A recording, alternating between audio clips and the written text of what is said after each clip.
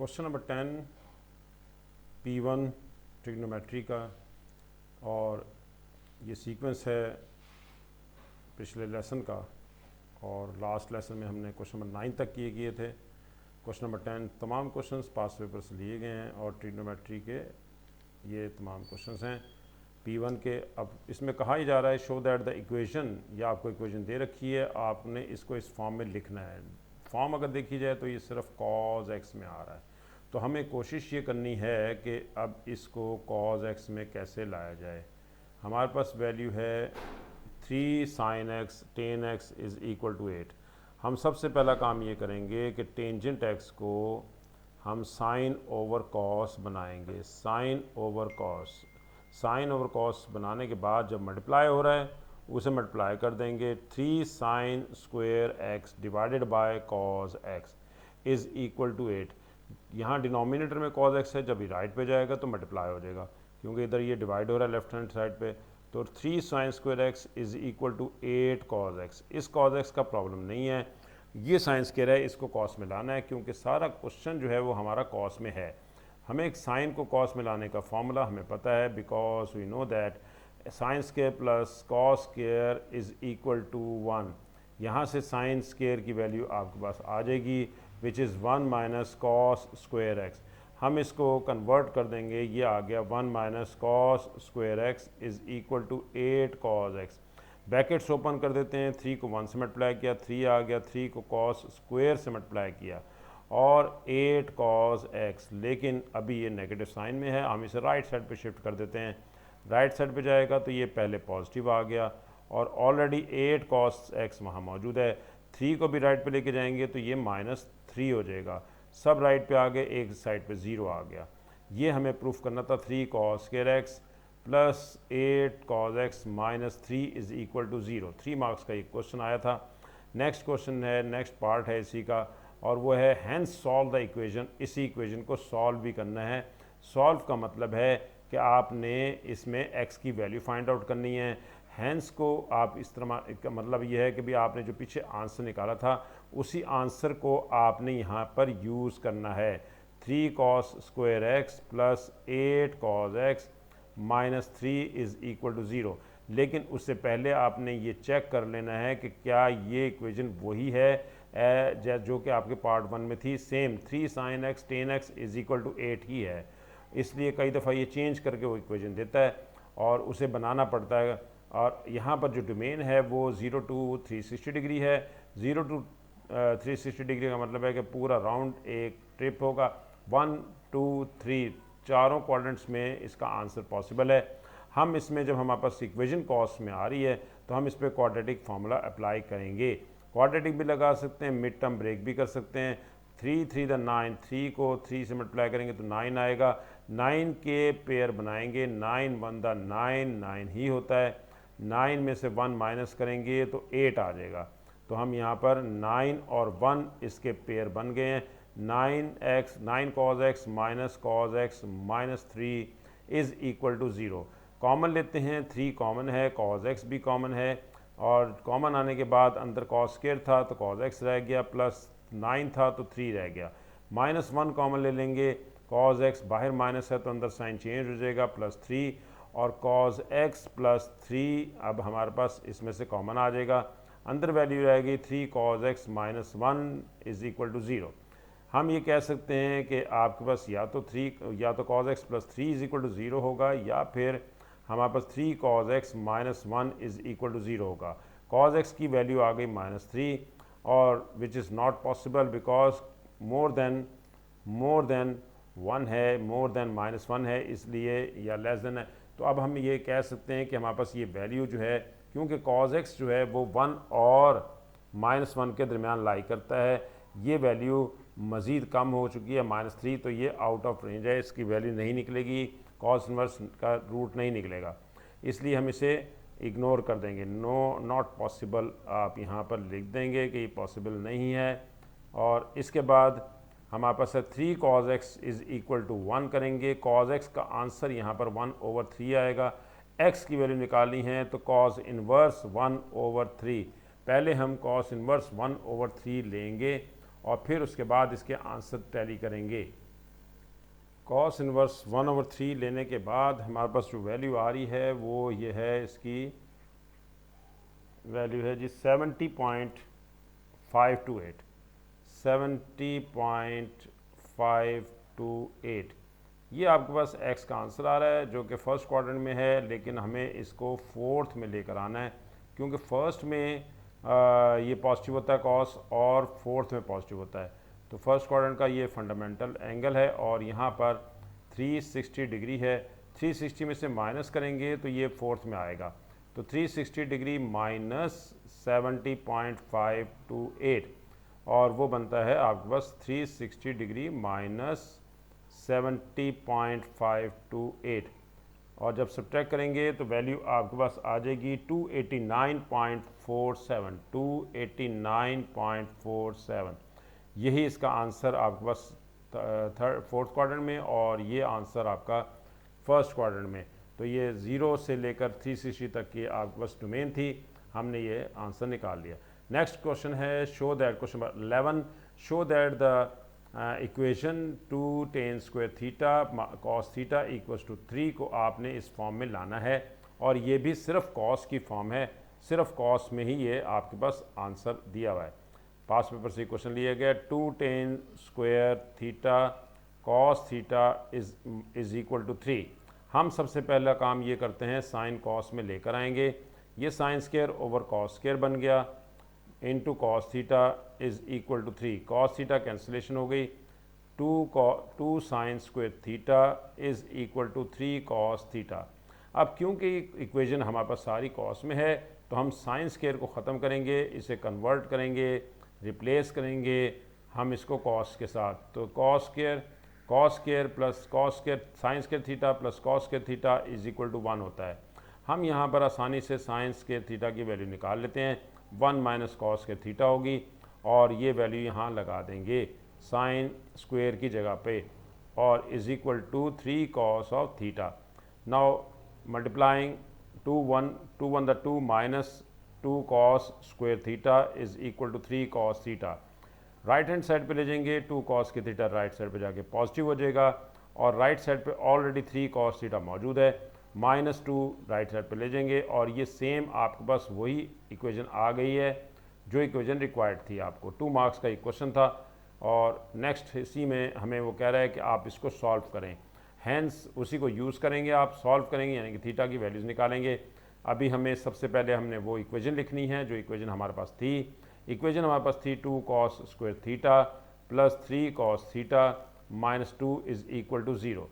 Domain आपके पास 4 quadrants हैं, यहाँ पर 4 क्वाड्रेंट्स में ही डोमेन आ रही है 1 2 3 4 और अब आप इसमें इसको सॉल्व करेंगे। सॉल्व करने पर हमारे पास क्या आता है, सॉल्व करते हैं हम, इसके ऊपर फैक्टर बनाते हैं 2 टू द 4 और मिड टर्म ब्रेक कर रहे हैं, 4 और 1 इसके पेयर बनेंगे, 2 कॉस के theta plus 4 cos theta minus cos theta -2 is equal to 0।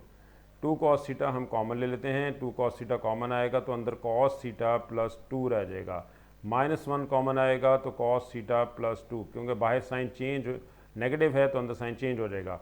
Cos theta plus 2 common आ गया, रहेगी value 2 cos theta -1 is equal to 0। Either cos theta plus 2 is equal to 0 और 2 cos theta -1 is equal to 0। यहाँ से cos theta is equal to -2 आएगा जो कि possible नहीं है, नॉट पॉसिबल आपके पास ये वैल्यू है, क्योंकि ये आपके पास 2 रीज़न हैं इसकी कि ये नेगेटिव में है और दूसरे नंबर पे -2 है। -2 कॉस थीटा लाई करता है बिटवीन 1 एंड -1, 1 और -1 के रेंज में आनी चाहिए, डोमेन में आनी चाहिए, ये जबकि उससे भी वैल्यू लेस है, -2 है।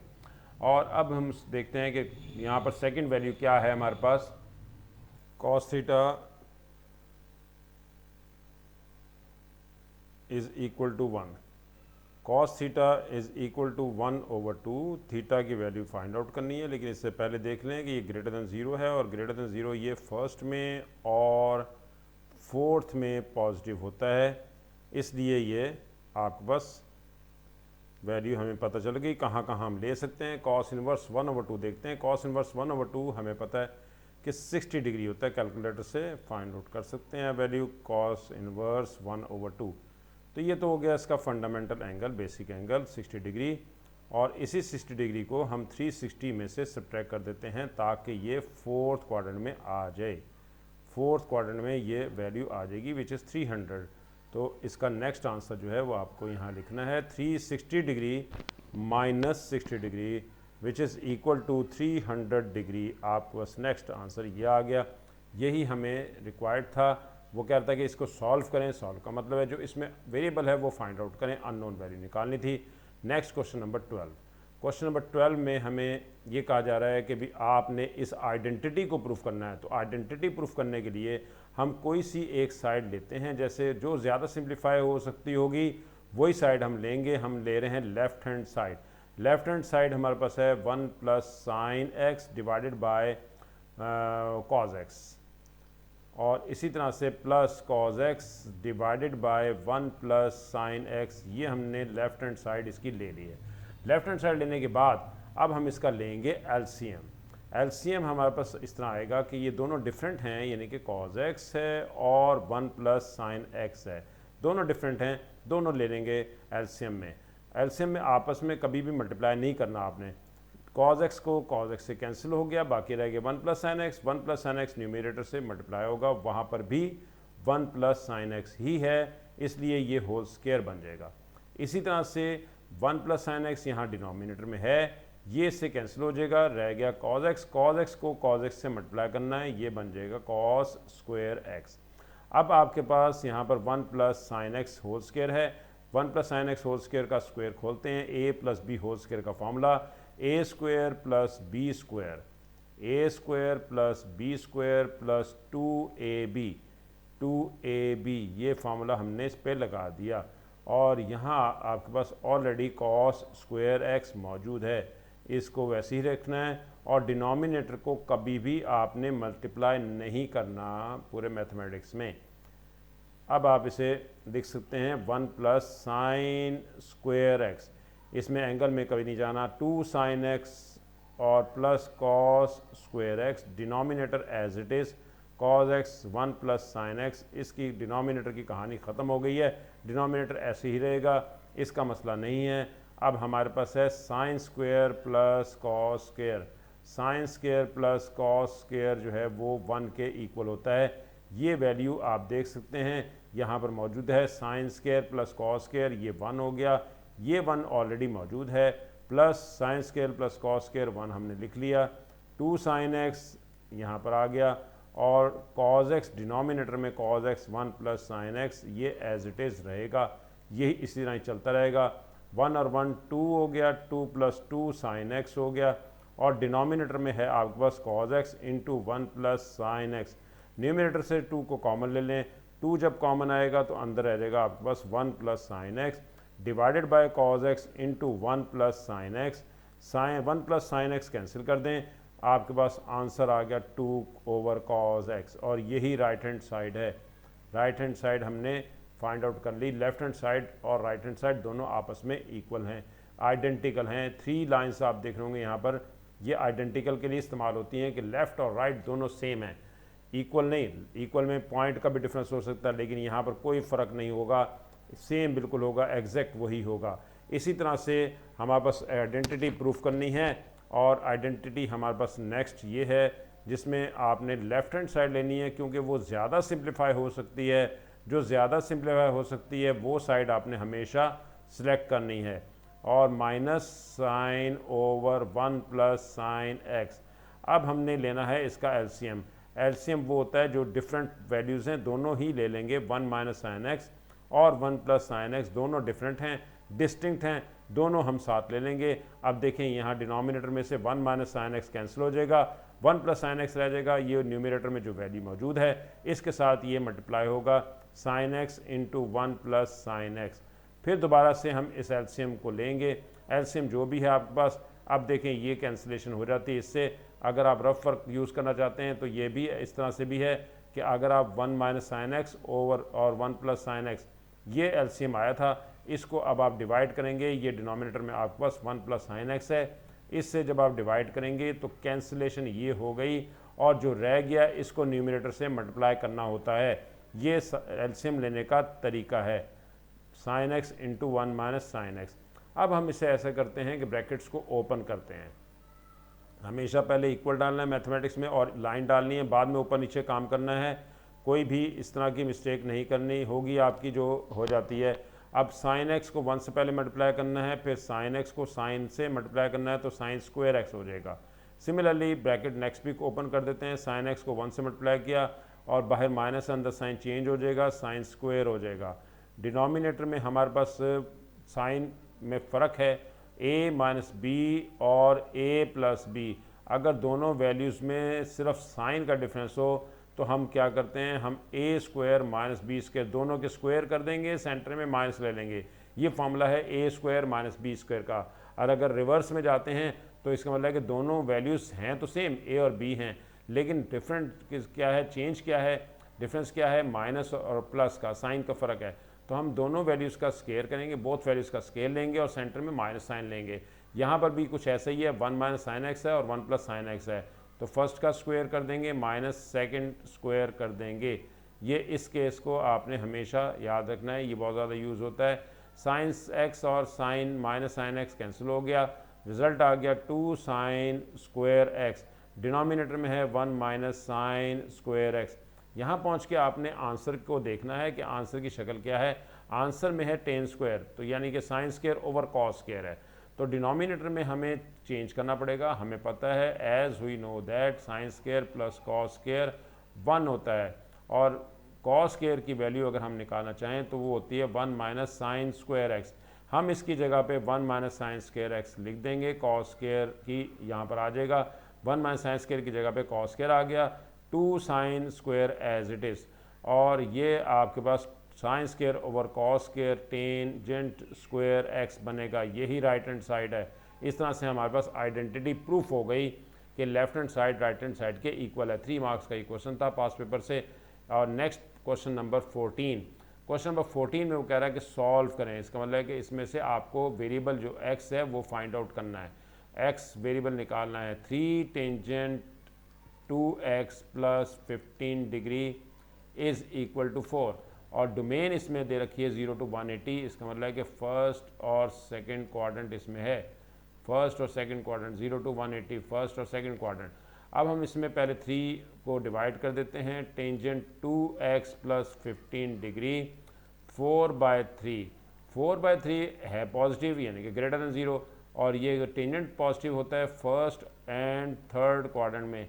थर्ड के तो कोई मसला नहीं है, थर्ड तो नहीं आएगा, तो हमारे पास फर्स्ट आएगा। तो अब हम ऐसा करते हैं कि 2x plus 15 is equal to tangent inverse 4/3। Tangent inverse 4/3 की वैल्यू देखते हैं कि वो क्या है। हमने जब इसका टेंजेंट इनवर्स 4/3 लिया है तो टेंजेंट इनवर्स 4/3 की वैल्यू आ रही है 53.13, और लेफ्ट हैंड साइड है 2x प्लस 15 को राइट हैंड साइड पे ले जाते हैं 53.13।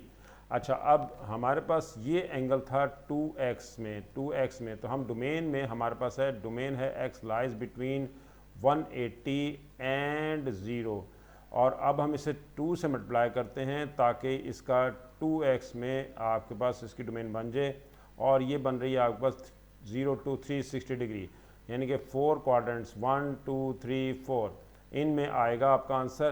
तो अब ये आपके पास आ रहा है 53.13, और 53.13 को अभी हमने, क्योंकि हमारे पास ये पॉजिटिव है और टेंजेंट पॉजिटिव होता है फर्स्ट में और थर्ड में, फर्स्ट में और थर्ड में लाने के लिए 180 में ऐड करना पड़ेगा।